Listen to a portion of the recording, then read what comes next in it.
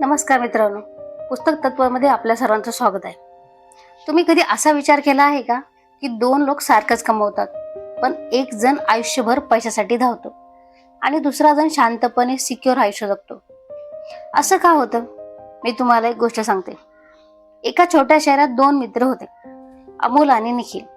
दोघांनी एकाच कॉलेजमध्ये शिक्षण घेतलं, दोघांनाही एकाच कंपनीत नोकरी मिळाली. पगारही जवळपास सारखाच.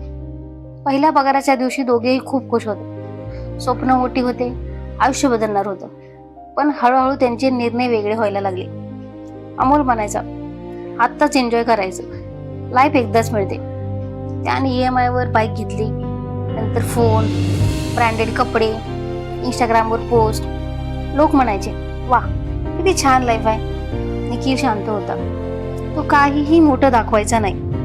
तो दर महिन्याला थोडे पैसे बाजूला काढायचा, कुणालाही सांगायचा नाही. इन्व्हेस्ट करायचा, रीड करायचा. तो पैशाला समजून घेत होता, पैसा कसा काम करतो. पुढे 10 वर्षांनी काय झालं माहितीये? अमोल अजूनही चांगला कमवत होता, पण त्याच्याकडे सेव्हिंग नव्हती. स्ट्रेस होता. जॉब गेला तर काय हा प्रश्न होता. निखिलकडेही करोडो रुपये नव्हते, पण त्याच्याकडे एक गोष्ट होती, शांतता. तो म्हणू शकत होता, मला ही नोकरी नको असेल तर मी सोडू शकतो. तर फरक कुठे होता या दोघांमध्ये? इन्कम मध्ये नाही, इंटेलिजन्स मध्येही नाही, मार्केट नॉलेज मध्येही नाही. फरक होता पैशाबद्दलच्या विचारात. आपण शाळेत गणित शिकतो, इन्व्हेस्ट रेट शिकतो, पर्सेंटेज शिकतो, पण कोणी आपल्याला हे शिकवतं का पैशाबद्दल कसा विचार करायचा? आपण कितीही कमवा, जर माइंडसेट चुकला तर पैसा टिकत नाही. आणि म्हणूनच हे पुस्तक द सायकोलॉजी ऑफ मनी हे इन्व्हेस्टमेंट बद्दल नाही, हे आपल्या स्वभावाबद्दल आहे. मॉर्गन हाऊजर म्हणतात, पैसा कमवणं हे स्किल आहे, पण पैसा टिकवणं हा बिहेवियर आहे. आणि बिहेवियर तो आपल्या भावना, भीती, इगो, कंपॅरिझन यांच्यावर चालतो. आजच्या या व्हिडिओमध्ये आपण पैशाच्या आकड्यांबद्दल नाही बोलणार. आपण बोलणार आहोत आपण पैशासोबत कसं वागतो याबद्दल. कारण शेवटी प्रश्न असा नाही तुझ्याकडे किती पैसा आहे, प्रश्न असा आहे तू पैशांसोबत कसा विचार करतोस. ह्या पुस्तकाचे लेखक म्हणजेच मॉर्गन हाऊजर आपल्याला हेच सांगतात. आपण फायनान्शियल डिसिजन स्प्रेडशीट वरून घेत आहे नाही, आपण ते घेतो आपल्या एक्सपिरियन्स वरून. आता इथे एक मोठी गोष्ट समजून घ्या. आपण समजतो जर मला इन्व्हेस्टमेंटचं नॉलेज आलं तर मी फायनान्शियल सिक्युअर होईल, पण रियालिटी वेगळी आहे. नॉलेज असणारे लोक सुद्धा बँकरप्ट होतात आणि साधे लोक सुद्धा करोडपती होतात. असे का बरं? कारण नॉलेज पेक्षा बिहेवियर मोठं असतं. जर तुमच्याकडे डिसिप्लिन नसेल, पेशंट नसेल, इगो कंट्रोल नसेल, तर स्ट्रॅटजी काही कामाची नाही. आता इथे एक शांत प्रश्न स्वतःला विचार. तू पैसे कमवतोयस, पण तू पैसे टिकवू शकतोय का? कारण कमावणं हे स्किल आहे, पण टिकवणं हा स्वभाव आहे. या पुस्तकाचा एक मूलभूत विचार असा आहे, फायनान्शियल सक्सेस हा हार्ड सायन्स नाही, तो सॉफ्ट स्किल आहे. तुम्हाला रॉकेट सायन्स येणं गरजेचं नाही, तुम्हाला मार्केट प्रेडिक्ट करणं गरजेचं नाही. गरज आहे तुम्ही पॅनिक करू नका, तुम्ही ग्रेडमध्ये वाहून जाऊ नका, तुम्ही कंपॅरिझन मध्ये अडकू नका. आता विचार करा, आपण सोशल मीडिया बघतो. कोणी कार घेतली आहे, कोणी प्रॉफिट दाखवतं, कोणी फॉरेन ट्रिपवर जातं आणि नकळत आपण ठरवतो मलाही हे हवं. हा डिसिजन लॉजिकल नसतो, हा इमोशनल असतो. आणि इमोशनल डिसिजन फायनान्शियल लाईफ बदलू टाकतात. म्हणून लेखक सांगतात, पैसा म्हणजे आकडे नाहीत, पैसा म्हणजे वागणूक. आता एक गोष्ट लक्षात घ्या, आपण जेव्हा एखाद्या यशस्वी माणसाकडे पाहतो तेव्हा आपण काय पाहतो? त्यांचा कॉन्फिडन्स, त्यांची लाईफस्टाईल, त्यांचे अचिव्हमेंट्स. पण आपण काय पाहत नाही? त्यांच्या आयुष्यातील लक आणि त्यांनी टाळलेला रिस्क. आपण पुढे पाहू, लक आणि रिस्क हे एक शांत सत्य आहे. समजा 2 मुलं एकाच वेळी जन्माला आली. पहिल्याचा जन्म स्टेबल कुटुंबात झाला, त्याला चांगले शिक्षण, चांगला एक्सपोजर, इंटरनेट ॲक्सेस, गायडन्स मिळालं. आणि दुसराचा जन्म अशा घरात झाला जिथे रोज सर्वायची लढाई होती. त्यांना रोज आपल्याला जगण्यासाठी लढावं लागत होतं. ह्यामध्ये दोघांची बुद्धी सारखी असू शकते, दोघांची मेहनतही सारखी असू शकते, पण ऑपॉर्च्युनिटी सारख्या असतील का? नाही. म्हणजे सक्सेसमध्ये स्किल आहेच, पण लक सुद्धा आहे. मॉर्गन सांगतात, आपण लोकांच्या यशाकडे पाहतो आणि त्यांचं इमिटेशन करतो, पण आपण त्यांच्या लकची कॉपी करू शकत नाही ना. उदाहरणार्थ, काही लोकांनी 2020 मध्ये मार्केट क्रॅश मध्ये इन्व्हेस्ट केलं आणि त्यांना ह्यूज रिटर्न्स मिळाले. तो स्मार्ट होते हो, पण त्यांच्याकडे स्पेअर कॅश होता, तो लक होता. जर त्यावेळी त्यांची जॉब गेली असती तर ते इन्व्हेस्ट करू शकले असते का? नाही. म्हणजेच टायमिंग, इन्व्हायरमेंट, हेल्थ, बॅकग्राऊंड हे सगळं सक्सेसमध्ये इनविजिबल रोल प्ले करतं. आता आपण ह्यामध्ये उलट बघूया, फेलियर बद्दल. काही लोक ब्रँड करप्ट होतात. आपण म्हणतो त्यांनी चुकीचा डिसिजन घेतला. कधी कधी ते खरंही असतं, पण कधी कधी ते चुकीच्या वेळी चुकीच्या ठिकाणी असतात. जसं की एक ब्रिलियंट बिझनेसमॅन होता, त्यांचा बिझनेस ग्रो होत होता. सडनली पॅन्डेमिक आला. त्याने काही चुकीचं केलं नव्हतं, पण एक्सटर्नल रिस्क हे सगळं बदललं. म्हणून हाऊजल सांगतात, नेव्हर जस्ट टू क्विकली.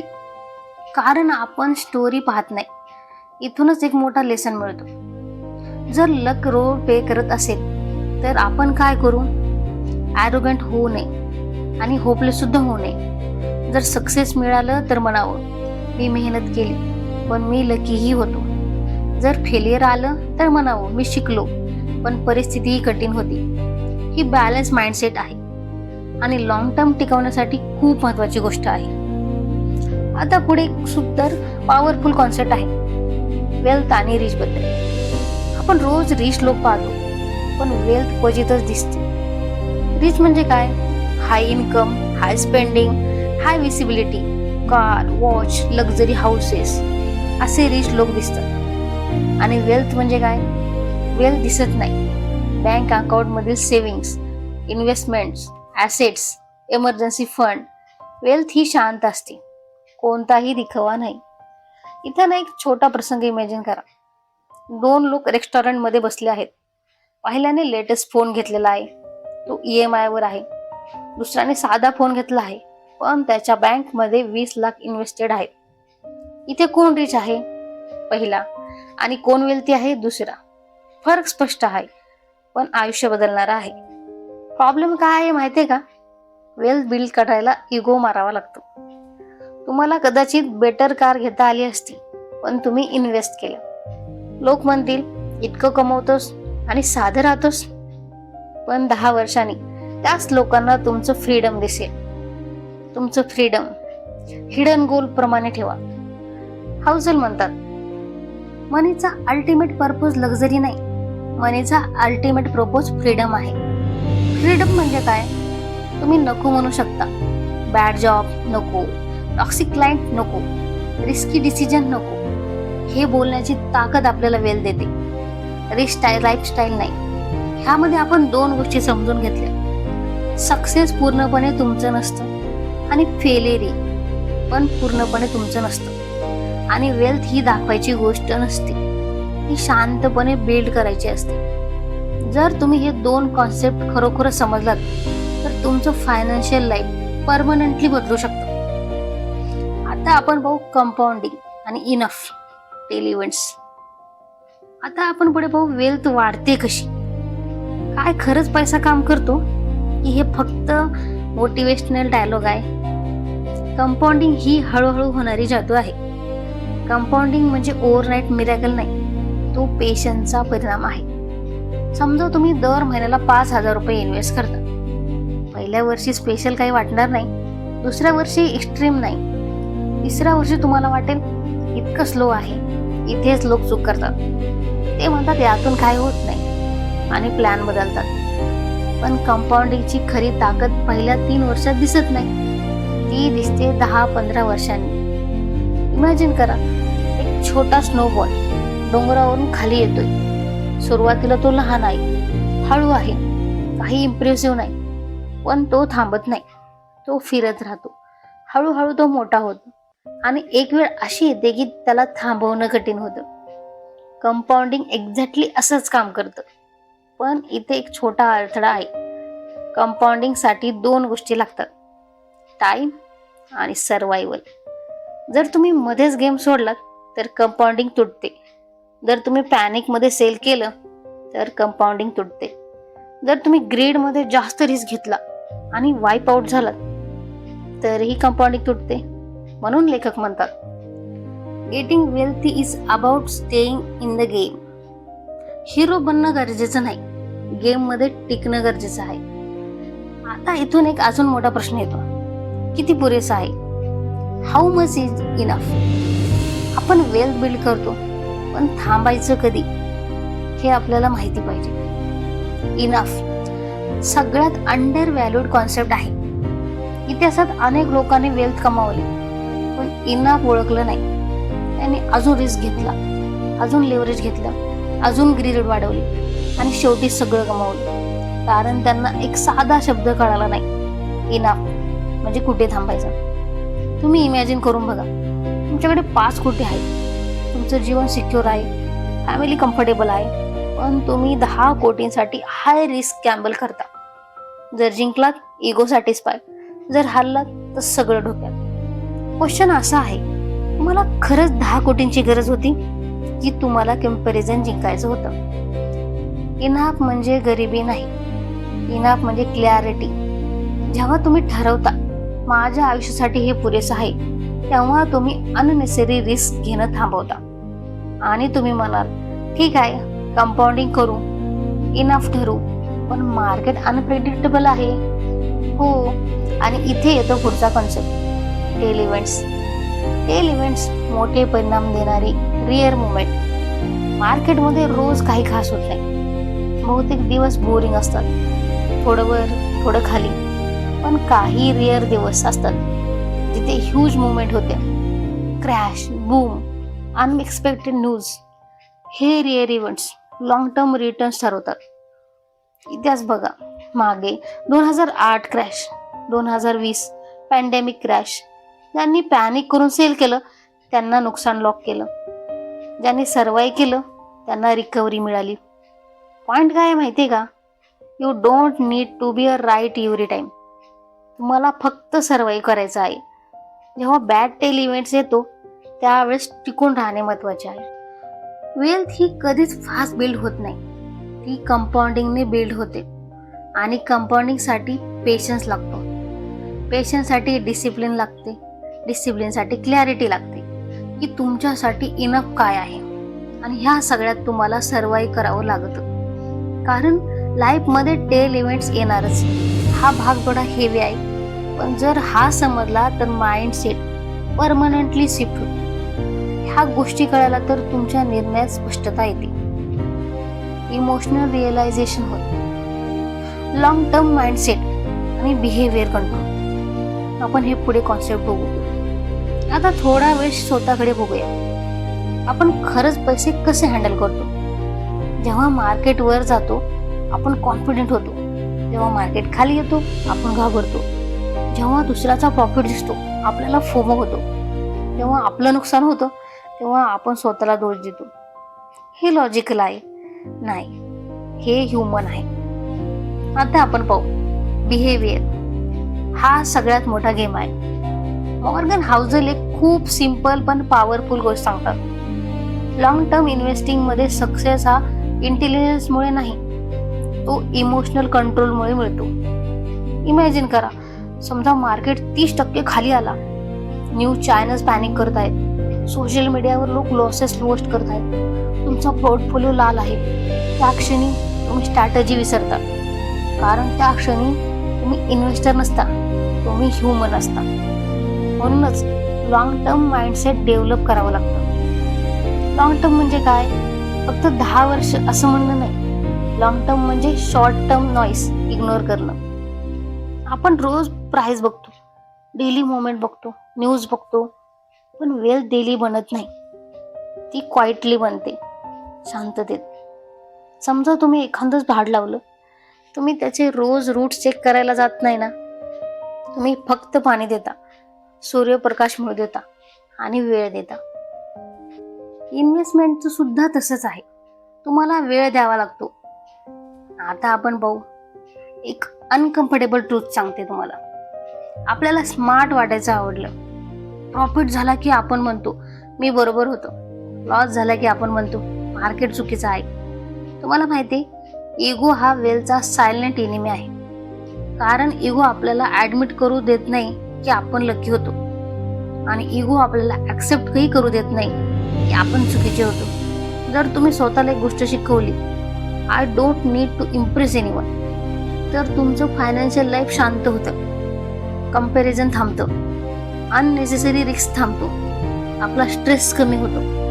आता पुढे आपण पाहू सिंपल आणि कॉम्प्लेक्स. लोकांना कॉम्प्लेक्स स्ट्रॅटर्जी आवडते, चार्ट्स, इंडिकेटर, ॲडव्हान्स फॉर्म्युला. पण हिस्ट्री सांगते simple boring strategy long term जास्त जिंकते, कारण ती टिकते. कॉम्प्लेक्स स्ट्रॅटर्जी इगो सॅटिस्फाईड करते, सिंपल स्ट्रॅटर्जी वेल्थ बिल्ड करते. शेवटी प्रश्न असा नाही तुम्ही किती कमावलं, प्रश्न असा आहे तुम्ही किती शांत आहात. कारण पैसा वाढत असताना जर तुमचा स्ट्रेस वाढत असेल तर ती वेल्थ नाही. रिअल वेल्थ म्हणजे तुम्ही रात्री शांत झोपता, तुम्हाला फ्युचरची चिंता नाही, तुम्ही नाही म्हणू शकता. लॉंग टर्म माइंडसेट म्हणजे हळूहळू श्रीमंत होणे स्वीकारणं. इन्स्टंट रिच होण्याचा प्रयत्न बहुतेक वेळा डिझास्टर असतो. स्लो वेल्थ बोरिंग असते पण पॉवरफुल असते. आतापर्यंत जे काही आपण पॉइंट बघितले, या सगळ्यांमध्ये एकच गोष्ट कॉन्स्टंट आहे, ती म्हणजे तुमचा बिहेवियर. आणि बिहेवियर बदलला तर परिणाम बदलतात.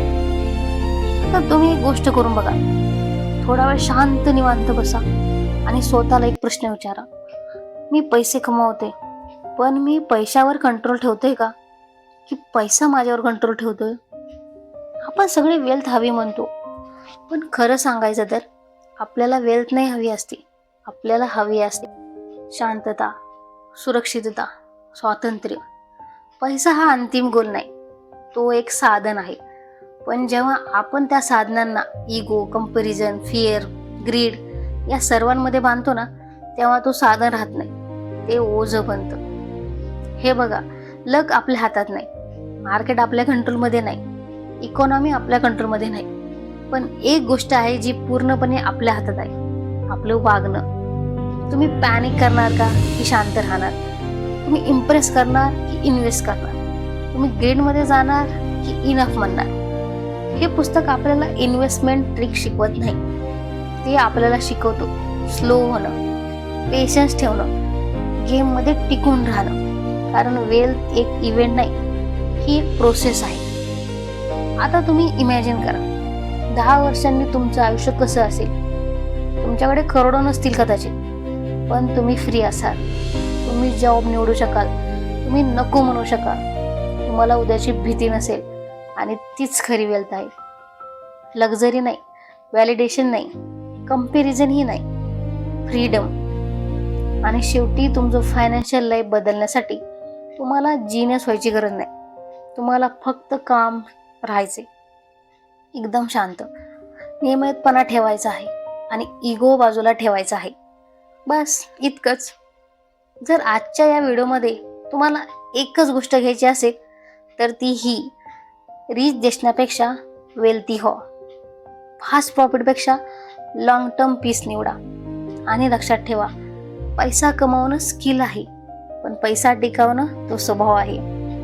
जर तुम्हाला असेच बुक समराईज हवे असतील जे फक्त माहिती देत नाही तर विचार बदलतात, तर चॅनलला सबस्क्राईब करा, हा व्हिडिओ शेअर करा ज्यांना पैशाबद्दलचा दृष्टिकोन बदलायचा आहे. मी पुन्हा भेटेन पुढच्या पुस्तकासोबत.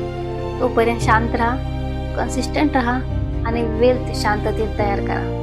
धन्यवाद.